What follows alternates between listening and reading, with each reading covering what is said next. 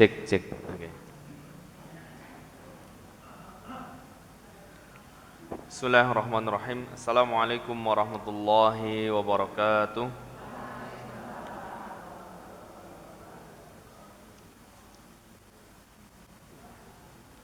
Alhamdulillah wassalatu wassalamu ala Rasulillah Sayyidina Muhammadin wa ala alihi wa sahbihi wa mawalah.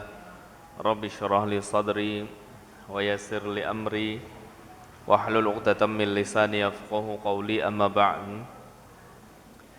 Fa ya ibadallahi usini wa iyyakum bittaqallah faqad fazal muttaqun. Kama qala Allah Ta'ala fil kitabil karim, a'udzu billahi minasyaitonir rajim. Ya ayyuhalladzina amanu taqullaha haqqa tuqatih wa la tamutunna illa wa antum muslimun. Bapak Ibu sekalian yang insyaallah dirahmati Allah Subhanahu wa taala, marilah kita mulai kajian pada pagi hari ini dengan baca lafaz basmalah bersama-sama. Bismillahirrahmanirrahim. Allahumma anfa'na bima 'allamtana wa 'allimna ma yanfa'una wa zidna ilman abadan. Bapak Ibu yang insyaallah dirahmati Allah Subhanahu wa taala, bersyukur pada Allah dengan semua nikmatnya, bersalawat kepada Rasulullah Muhammad sallallahu alaihi wasallam untuk semua perjuangannya, yang mudah-mudahan kita bisa istiqomah mengikuti sunnah-sunnahnya sampai akhir hayat kita. Kita mengharapkan kebaikan syafaat dari Allah melalui nabinya yang mulia, dan mudah-mudahan kelak kita mendapatkan syafaatnya di yaumul akhir nanti insyaallah. Bapak Ibu sekalian, melanjutkan pembahasan kita yang lalu tentang respon manusia atau karakter manusia tentang respon turunnya Al-Quran. Yang kita bahas yaitu karakter yang ketiga. Kalau kemarin kita bahas yang pertama adalah karakter orang yang bertakwa, yang kedua adalah karakter orang kafir, dan yang ketiga adalah karakternya orang munafik. Atau karakter manusia yang ketiga, orang munafik, ya. Jadi karakter secara umum, sifat manusia itu ada tiga. Secara umum ada orang yang beriman atau bertakwa, yang kedua kafir, dan yang ketiga adalah munafik. Yang pada pembahasan yang lalu kita sudah bahas ada dua jenis munafik ya Bapak Ibu sekalian. Ada munafik i'tiqadi, ada munafik amali. Ada munafik i'tiqadi, yaitu munafik yang berkaitan dengan apa? Keyakinan, berkaitan dengan akidah. Munafik yang berkaitan dengan akidah. Dia mengaku beriman kepada Allah padahal saat ini tidak beriman kepada Allah Subhanahu wa taala. Ibadahnya pun hanya sekedar ibadah sebagai bentuk kebohongan saja. Dia tidak pernah sholat, tapi karena satu dan lain hal akhirnya mau tidak mau dia sholat. Dan itu sebagai sekedar untuk menutupi. Maka itu masuk pada karakter munafik i'tiqadi, yang menurut mayoritas ulama bisa mengeluarkan pelakunya dari Islam atau menjadi murtad. Orang yang kemudian tidak pernah beribadah, tidak pernah meyakini sholat itu sesuatu yang wajib, lalu kemudian dia melakukan saat itu sholat karena ya orang kepenak karo batire misalnya, nggak pantes-pantes, padahal sebetulnya dia tidak meyakini bahwa sholat itu wajib. Dia hanya mengikuti itu karena teman-temannya pada saat itu sholat, nggak enak kalau nggak sholat. Maka itu nifak. Sifat nifak yang masuk dalam kategori i'tiqadi, yang itu bisa mengeluarkan pelakunya dari ajaran Islam. Dan mudah-mudahan kita semua terhindar dari yang demikian. Yang kedua adalah nifak amali. Nifak amali Pak kemarin? Nifak yang hanya berupa perbuatan saja. Atau nifak yang berkaitan dengan sesuatu yang memang masih menjadikan dia diakui sebagai muslim hanya melakukan dosa besar. Itu namanya nifak amali. Ngapusi. Terus kemudian apa? Sifat nifak yang disebutkan oleh Nabi, sifat munafik yang disebutkan oleh Nabi itu, yang ayatul munafik idza salas. Ayatul munafiqin salasatun idza haddatsa kadzdzaba wa idza wa'ada akhlafa wa idza tumina khana. Itu semua masuk dalam nifak amali. Berbicara yang dusta, kemudian apa? Menyelisihi janjinya, berkhianat terhadap amanah, itu semua nifak, perbuatan munafik. Kemarin sudah kita bahas nih Bapak Ibu sekalian ya. Ada empat hal yang kalau empat-empatnya ini, arba'atun ini, empat-empatnya masuk dalam diri kita, maka termasuk apa? Munafik tulen. Masih ingat Pak Bu? Kemarin 4 hal ini kalau masuk dalam diri kita, maka kita termasuk apa? Munafik tulen. Ada apa? Berdusta, berkata dusta, mengingkari janjinya, khianat dengan apa? Amanah. Lalu kemudian yang keempat apa? Zalim ketika berselisih, ya, atau berselisih melakukan zalim gitu ya.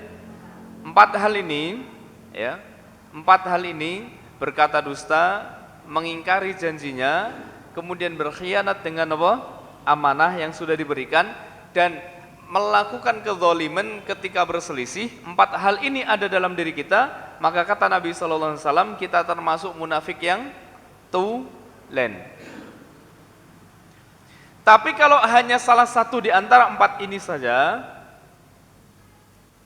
maka sifat nifaknya menjadi tidak tulen sampai kemudian kita menghilangkan sifat itu. Misalnya ngapunten, kita berbicara dusta. Kita tidak disebut kemudian, oh kamu munafik tulen, tidak bisa Pak. Karena hadis Nabi demikian menyampaikan tadi. Kalau 4-nya ada dalam diri kita, baru kita masuk munafik tulen. Sudah berkata dusta, ingkar dengan janjinya, khianat dengan amanahnya. Ketika berselisih kemudian melakukan kezaliman, itu munafik tulen itu. Tapi kalau salah satunya saja yang kita masuk di dalamnya, misalnya ngapunten, kita sering berbuat dusta, berkata dusta misalnya, maka kita tidak disebut munafik sampai kemudian sifat itu hilang dari diri kita. Ngoten nggih? Sampai kemudian sifat itu hilang dalam diri kita. Maka setelah kemudian sifat itu hilang, maka sifat nifak itu juga hilang dari diri kita. Maka Bapak Ibu sekalian, meskipun tidak mengeluarkan dari ajaran Islam, 4 hal tadi itu tetap dia adalah sifat, tanda-tanda sifat munafik yang kalau kita terus-menerus melakukannya, maka kita tergolong termasuk orang yang munafik, dan mudah-mudahan kita terhindar dari yang 4 ini.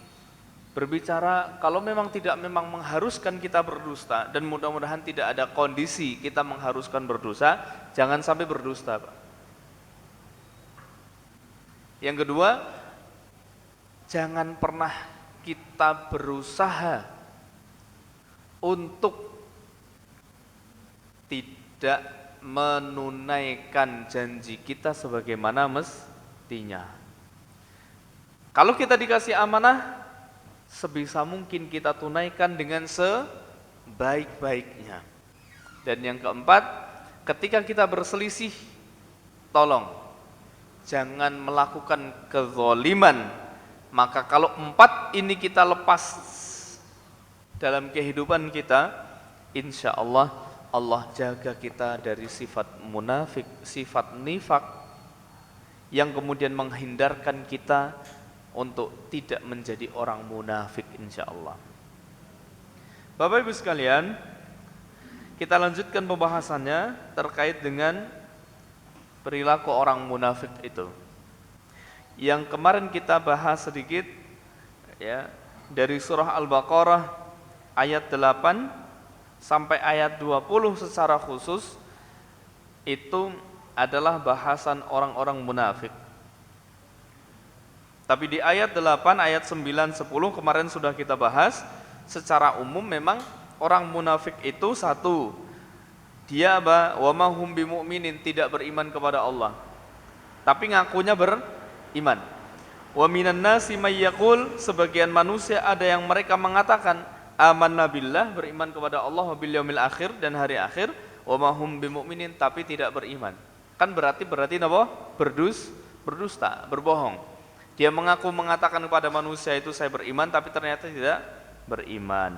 Yukhadi'unallaha walladzina amanu, dia menghina ya, atau menipu Allah dan orang-orang yang beriman. Wa ma yakhda'una illa anfusahum wa ma yash'urun, sementara mereka aslinya menipu diri mereka sendiri. Wa ma yash'urun, mereka tidak menyadari. Jadi orang munafik itu yang kedua, selalu melakukan sesuatu hal yang salah, yang tidak baik, tapi tidak menyadarinya. Selalu melakukan hal yang tidak baik, hal yang salah, melanggar syariat, ya, merusak tatanan kehidupan, tapi tidak menyadarinya. Wa ma yash'urun, tidak sadar mereka itu. Ngertine pokoknya ketoke apik, pokoknya apik, ngakune apik begitu. Tapi ternyata yang dilakukan tidak bagus. Maka kemudian ditakkid, dijelaskan dan disampaikan, diulang lagi di ayat berikutnya. Allah menyampaikan wa idza qila lahum la tufsidu fil ardi qalu innama nahnu muslihun, di ayat 11-nya itu, Pak Bu. Ya. Wa idza qila lahum la tufsidu fil ard, dan ketika dikatakan kepada mereka jangan merusak di bumi ini, qalu innama nahnu muslihun, malah mereka menyampaikan kami tidak merusak, justru kami melakukan apa? Perbaikan. Maka dijelaskan di ayat 11 itu sifat orang munafik napa? Sama dengan di ayat ke-10 tadi, ayat ke-9 itu. Sifatnya sama. Membuat kerusakan tapi tidak merasa merusak. Itulah orang munafik. Membuat kerusakan tapi tidak merasa merusak.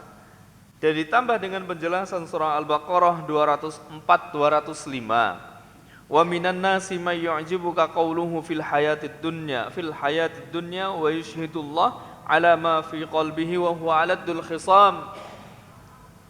Ini karakter orang munafik. Silakan nanti panjenengan baca ulang nanti di rumah, panjenengan baca terjemahnya. Kalau jenengan punya ada penjelasan terkait dengan tafsirnya, itu silahkan dibaca lebih detail. Jadi Bapak Ibu sekalian, terkait ayat 11 tadi, itu menguatkan di ayat ke-9 bahwa karakter orang munafik itu merusak tapi tidak pernah merasa merusak. Dan coba Bapak Ibu sekalian, panjenengan misalnya, ketika panjenengan semua punya kawan, punya teman yang dia sebenarnya nggak baik ya. Artinya nggak baik itu ya tadi celutak, senengnya jahil, ngerusak, tapi dia tidak pernah merasa bersalah gitu loh atas kesalahan dia. Senengnya ngelakoni salah tapi tidak pernah merasa bersalah. Kira-kira jenengan seneng nggak punya kawan yang begitu? Seneng ngerasanya apa? Selalu benar sendiri, tidak pernah ngerasa bersalah. Seneng nggak Bu punya kawan yang seperti itu? Tentu nggak seneng, nggak nyaman. Ya, itu tidak nyaman. Meskipun Bapak Ibu sekalian, kalau kita berbicara tentang tafsirnya, kerusakan yang dibuat itu menurut Ibnu Abbas adalah kekafiran dan perbuatan maksiat. Jadi orang munafik itu senang berbuat maksiat. Ini menurut pendapatnya Ibnu Abbas. Ibnu Abbas nama aslinya itu Abdullah. Dilakopkan kepada ayahnya Abbas, paman Nabi SAW. Maka nama aslinya Abdullah, karena anaknya Abbas maka disebut Abdullah ibnu Abbas. Bapak Ibu sekalian, kalau saya jadi tertarik ya, Abdullah ibnu Abbas itu luar biasa. Abbas itu paman Nabi, itu seorang pengusaha Pak Bu. Seorang apa? Pengusaha. Dia itu seorang pengusaha besar, sukses. Pamannya Nabi lagi. Yo ngajinya biasa-biasa saja, sama Nabi itu biasa saja ngajinya. Dia Muslim.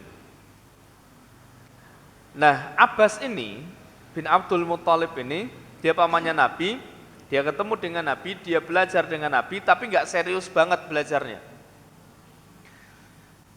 Sampai kemudian akhir hayatnya, Abbas bin Abdul Muthalib itu hafal hadis 200 hadis.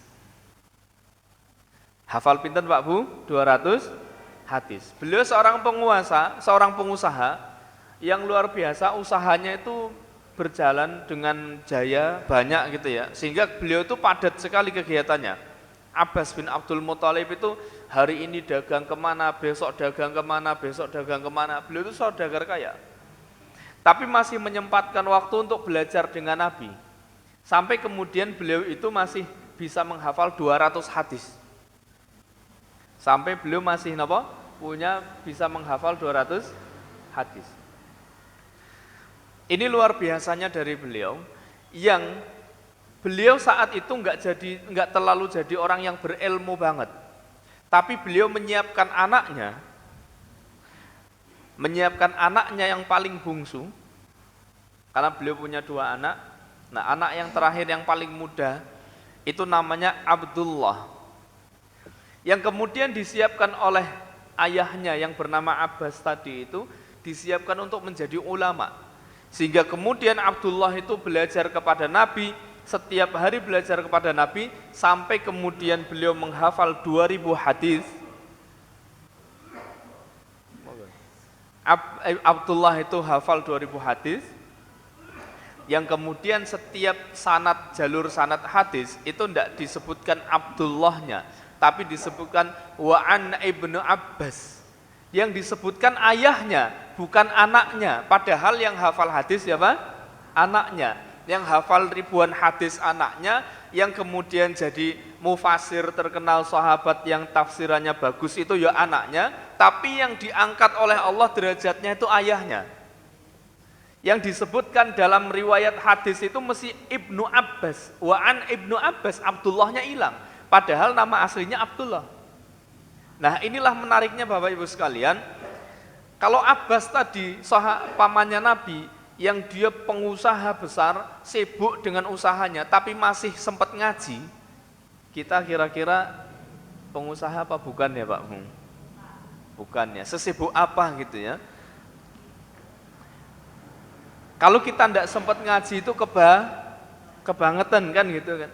Kebangetan, mesti punya alasan, sibuk kerja Mas itu. Lah ya, jenengan kita sesibuk Abbas pamannya Nabi gitu kan. Pamannya Nabi saja masih hafal 200 hadis. Jenengan hafal pinten hadis? Padahal Abbas bin Abdul Muthalib niku pedagang luar biasa Pak, pengusaha Pak. Setiap hari itu dagang kemana, dagang ke sana. Dan jangan bayangkan dagangnya itu dengan mobil Pak. Dagangnya itu ngagem napa? Unta kan? Ngagem unta, ngagem napa? Kuda gitu loh. Jadi perjalanan sekali dagang itu bisa sehari semalam, bisa 2 hari, bisa 3 hari Pak. Itu masih sempat ngaji dan masih sempat hafal 200 hadis. Abbas bin Abdul Muthalib. Lalu punya anak, 2 anak yang terakhir, anak yang bungsu itu namanya Abdullah. Itu kemudian hafal 2000 hadis dari Nabi, yang kemudian menjadi perawi atau periwayat hadis.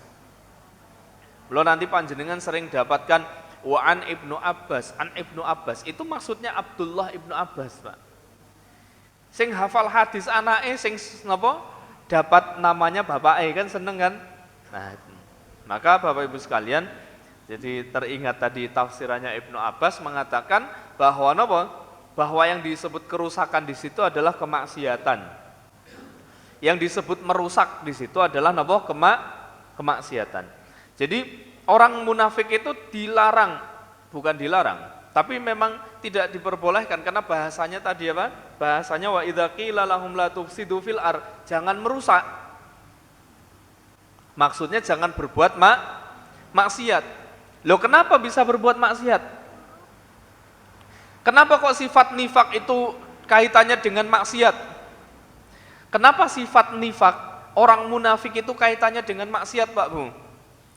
Coba, berdusta, maksiat enggak? Maksiat. Berpotensi menimbulkan kerusakan atau tidak? Kerusakan. Nah misalnya napa ditakoni yun jenengan tuku gorengane piro? Kula gorengane 5 padahal yang jukut 10. Le makme 10 le bayar 5. Ngapusi mboten? Maksiat mboten? Kerusakan mboten? Kerusakan. Loh, bakulan kan ngoten kan? Bakulan ketika ngapusi, yuk tuku iki barangnya apik gitu kan. Ternyata tidak bagus. Ngapusi kan merusak tatanan. Jadi ngapusi atau berdusta itu perusak tatanan kehidupan yang paling halus, tapi daya rusaknya luar biasa. Maka sifat nifak, salah satu sifat nifak, haddatsa wa idza haddatsa kadzaba, ketika berbicara dusta itu daya rusaknya luar biasa. Maka semua sifat nifak itu merusak semua. Berdusta merusak. Wa idza wa'ada akhlafa, ketika kemudian berjanji dia ingkar dengan janjinya, merusak napa mboten? Merusak kan? Pun dijanjeni terus jenengan di PHP, seneng mboten Bu? Mboten toh? Kan merusak. Itu maksiat juga. Lalu kemudian wa idza tumina khana, ketika diberikan amanah dia khianat. Merusak enggak? Merusak.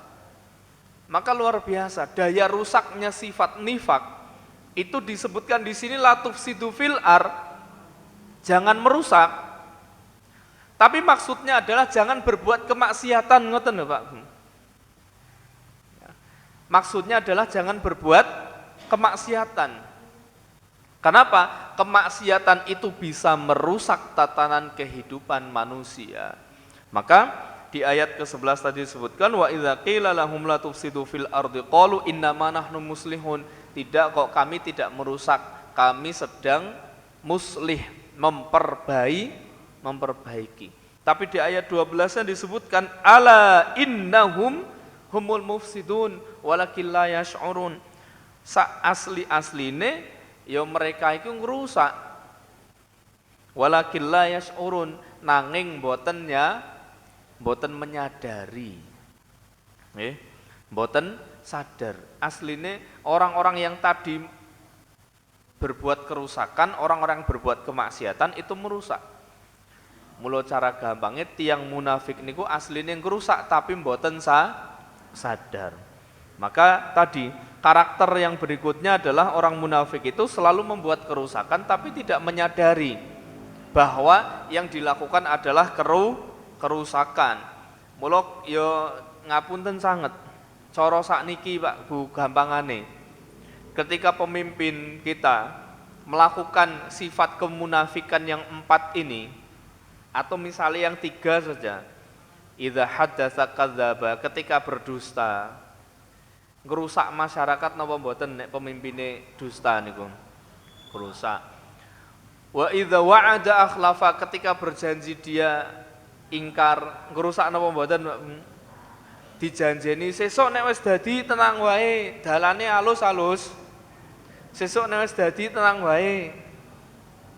Tapi ternyata dia mengingkari. Rusak enggak kira-kira? Rusak. Wa idza tumina khana, ketika kemudian amanah itu dia khianati pun juga merusak. Maka semua sifat nifak itu pasti merusak. Enggak ada yang tidak merusak. Maka di sini Allah menyebutkan la tufsidu, jangan merusak. Sementara tidak menyadari bahwa apa yang dia lakukan itu adalah merusak. Terus sifat berikutnya tadi membuat kerusakan tetapi tidak pernah merasa melakukan kerusakan.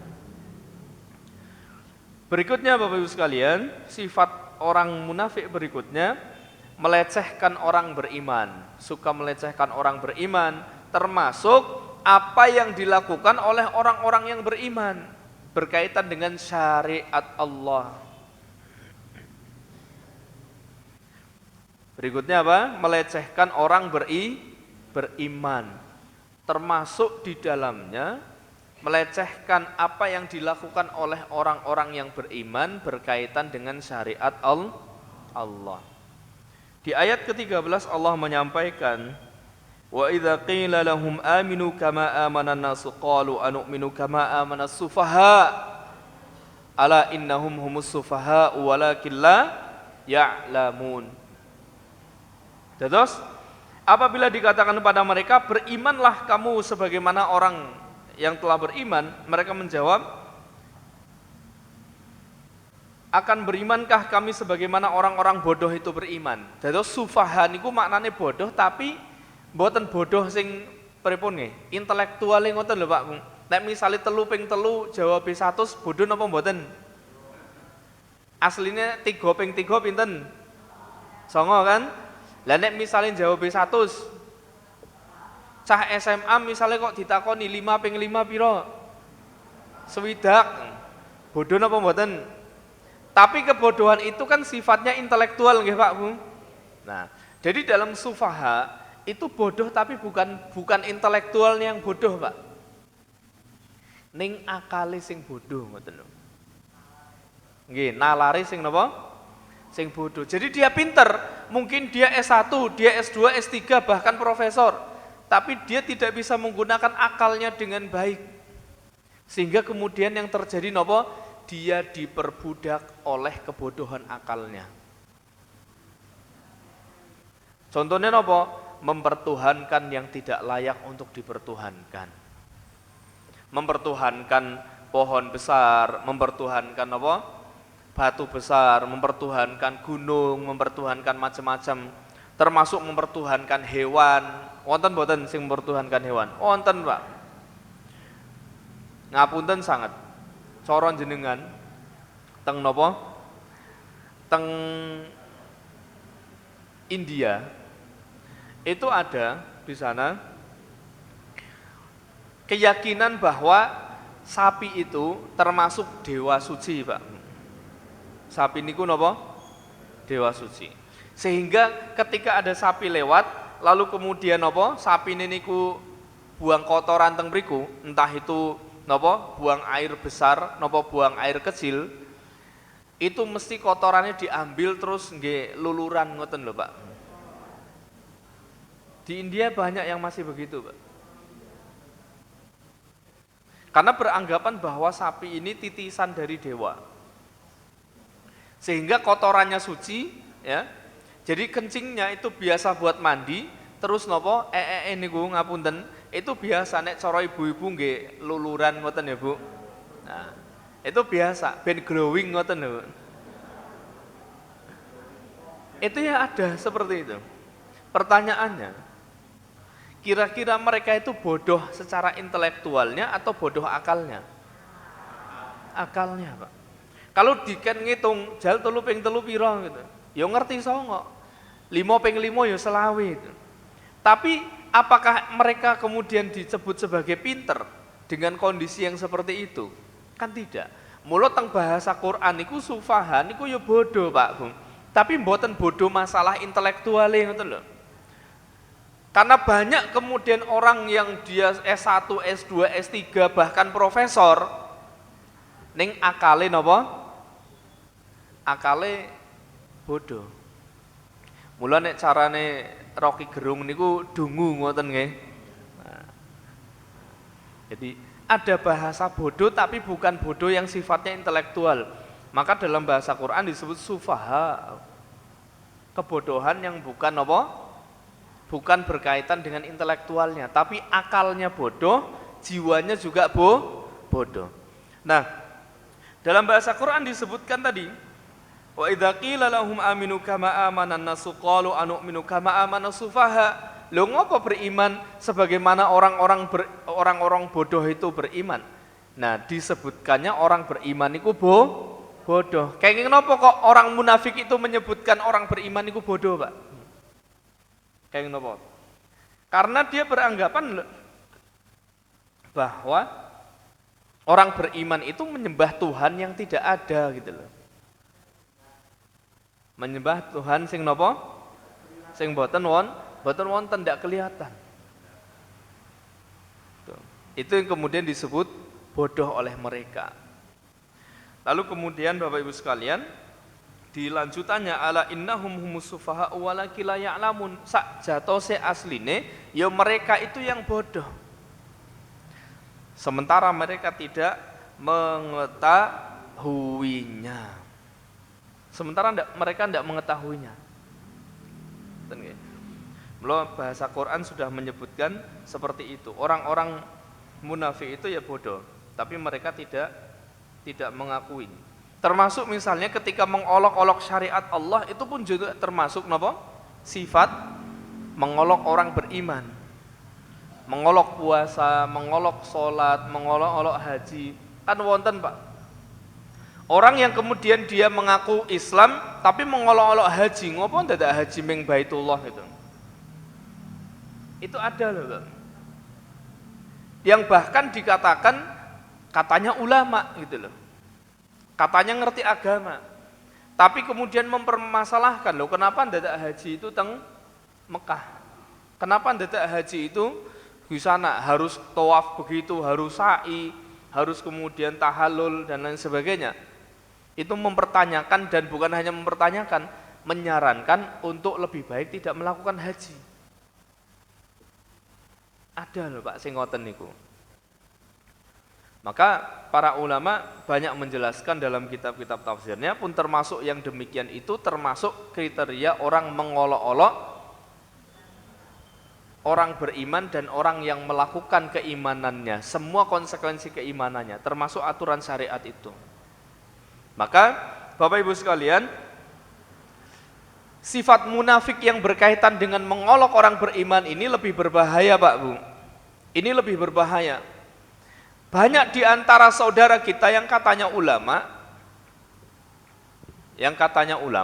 bahkan kemudian mereka mengolok-olok sesama saudaranya muslim, mengolok ajaran syariat hanya demi apa? Hanya demi duniawi saja Pak Bu. Maka itu yang disebut sebagai ulama su'u, ulama yang jelek. Wonten Pak, wonten ulama yang imanuhum fi amplopihim, imannya itu berdasarkan kandel tipis amplop niku Pak. Dados nek ceramain ndake-ndake mergo amplope kandel, nek ceramain mlempem mergo amplope tipis. Dados nek misale wonten usar kok di depan sudah di DP-ni, terus lu ceramah, getem-getem mergo transferane kandel Pak niku. Itu ya ada begitu loh.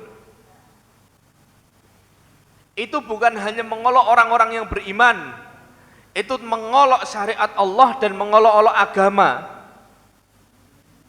Menjadikan agama itu hanya sebagai apa? Pencari keuntungan duniawi. Wonten kados niku kathah Pak. Kathah Bu.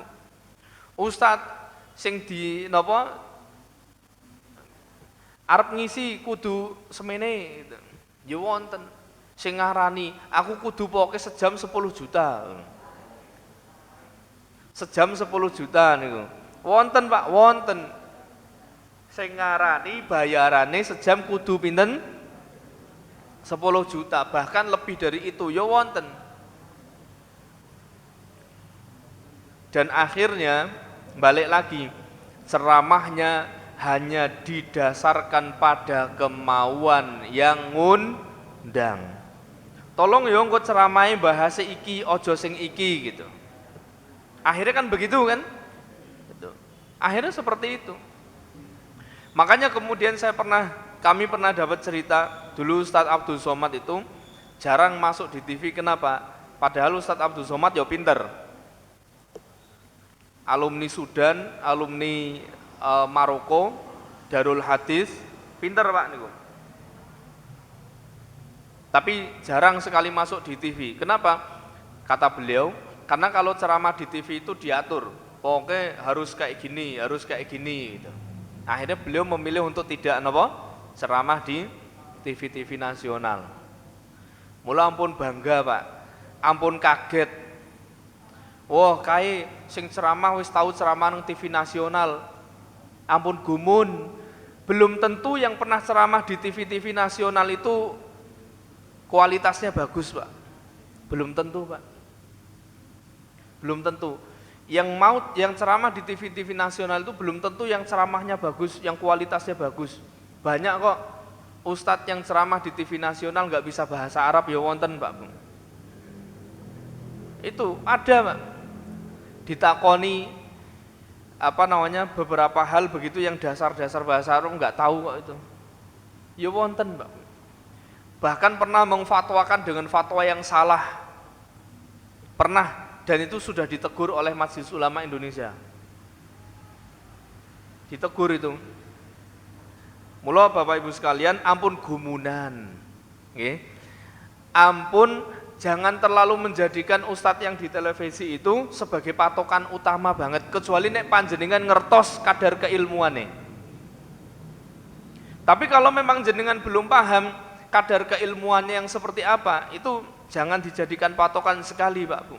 Karena itu bisa berbahaya. Sekali lagi, ustadz-ustadz yang masuk di televisi pun belum jaminan mereka kompetensinya itu bagus. Pak. Kok saged matur ngoten Mas? Nggih, ya karena saya tahu. Pernah dilapori oleh teman-teman di Komisi Fatwa dan Komisi Dewan Dakwah MUI bahwa banyak kok ustadz-ustadz yang sudah pernah ditegur A, B, C, D. Saya tahu semua Pak Bu. Pernah dibocori oleh kawan-kawan dari Komisi Dakwah Majelis Ulama Indonesia. Pernah ditegur siapa saja, tapi kan tidak kita sebutkan namanya untuk menjaga menjaga muruahnya mereka lah gitu kan. Bagaimanapun mereka sudah menyiarkan Islam. Ning sing penting aja dibaleni meneh gitu. Kalau memberikan fatwa yang salah lagi sikat kita ini. Nah, maka Bapak Ibu sekalian, termasuk ini kami hati-hati sekali kita sampaikan Pak Bu. Termasuk kemudian orang yang beriman, orang yang berilmu, punya ilmu, lalu menjadikan ilmu itu hanya sekedar untuk mencari kehidupan dunia saja, meskipun itu ngisi ngaji, itu bahaya, hati-hati Pak Bu. Maka saya teringat dengan sebuah hadis yang kemudian disampaikan oleh Imam An-Nawawi rahimahullahu ta'ala dalam kitabnya beliau, di dalam kitab At-Tibyan fi Adabi Hamalatil Quran, beliau menjelaskan banyak sekali di situ tentang hadisnya Inna hadza qaumun yarfa'illah bihadza qaumun. Sesungguhnya Allah itu meninggikan derajat sebagian kaum dengan Al-Qur'an dan menghinakan sebagian yang lainnya juga dengan Quran. Maksudnya apa Bapak Ibu sekalian? Podo-podo ngajari Quran, yang satu dimuliakan tapi yang satu dihinakan.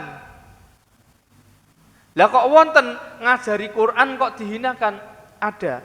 Ketika niat ngajari Quran hanya untuk dunia saja, maka dia tidak akan mendapatkan kemuliaan dari Allah, justru dia akan dihinakan oleh Allah Subhanahu wa ta'ala.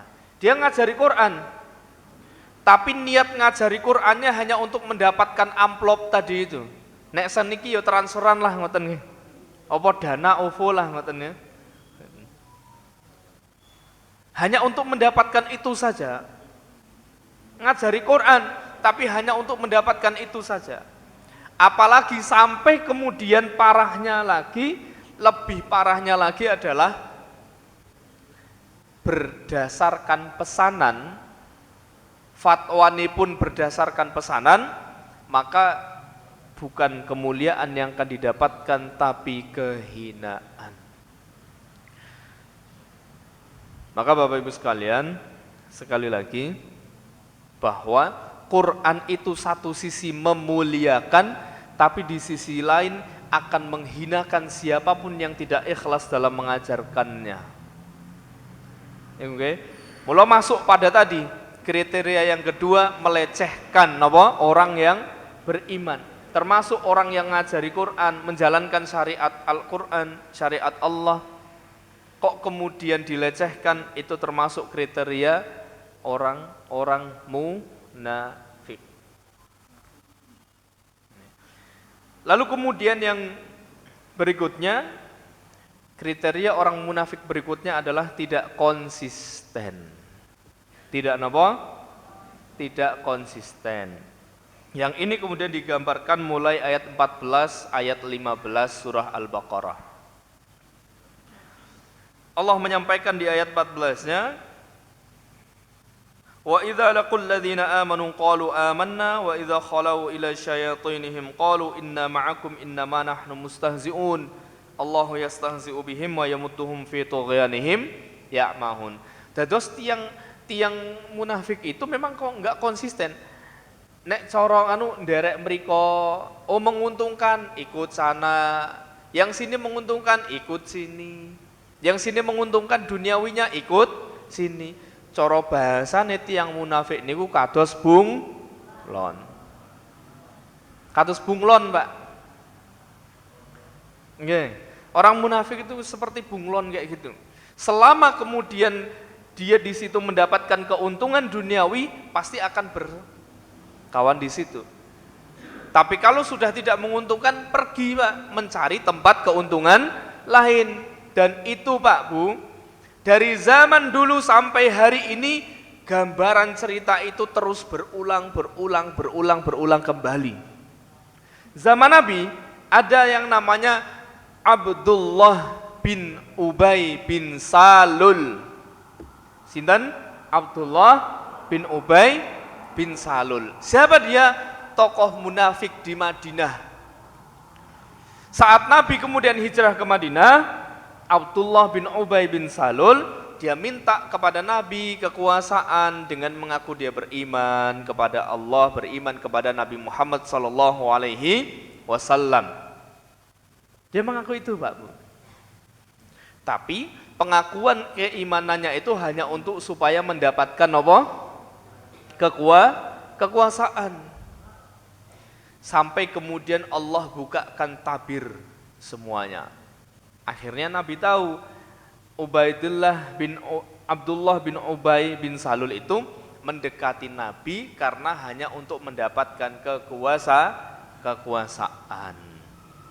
Bahasa nek sekarang nopo sebagai penjilat. Sakniki kados niku wonten napa mboten? Dipraktekkan oleh para elit politik kita atau tidak? Dulu menghina-hina pilihan yang lain, paslon yang lain, bahkan sampai sehina-hinanya. Sekarang malah bergabung bareng. Dulu seolah-olah menjadi lawan yang tidak mungkin bertemu. Sekarang malah menjadi kawan yang seolah-olah tidak mungkin berpisah. Kathah mboten kados niku? Banyak yang seperti itu. Mula balik melih Bapak Ibu sekalian, jangan kagetan, ampun gumunan. Karena semua yang terjadi hari ini hanya pengulangan kisah zaman masa lalu. Napa sing dados kedadosan sakniki Pak Bu? Niku naming balike sing rumiyin pun kedadesan. Jadi hanya sekedar sejarah pengulangan mawon. Mula ampun gumun.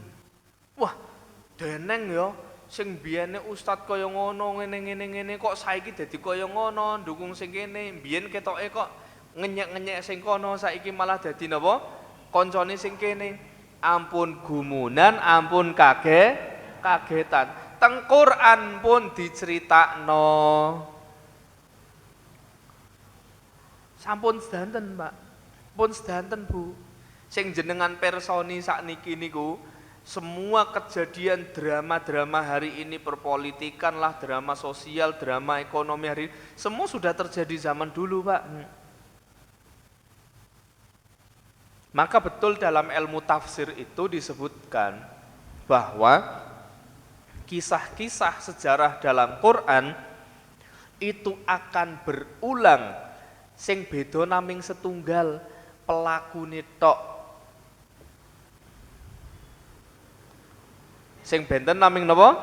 Pelakune. Nek zaman rumiyin pelakune Moses utawi sing jenenge Firaun, Qarun, Haman. Sakniki pelakune ya sing jenenge ikilah semacam-macam lah. Tapi kan kisahnya sama saja, nggih mboten? Hancurnya juga sama saja. Wong Haman, Qarun itu hancur, dia dibenamkan di bumi karena kesombongannya terhadap harta. Pun hari ini juga banyak kasus demikian.